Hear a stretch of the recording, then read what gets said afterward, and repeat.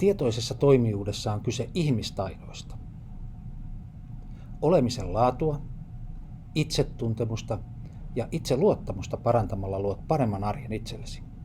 Saat tietoa ja välineitä itsen johtamisen syventämiseen. Kasvatat ymmärrystä ja osaamista taitojen taidoistasi. Teet oivalluksia ja syväoivalluksia. Niillä parannat henkistä suorituskykyäsi ja toimijuutta. Tässä on kaaviokuva itsenjohtamisen metamallista. Kuvaus siitä taitojen taidoista ja 4 eri tasosta, missä me arjessa toimimme.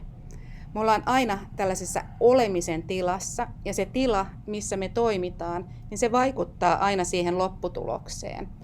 8 sisällä on can feel, can do, eli se asenne ja tunne näkyy lopputuloksessa ja tekemisessä.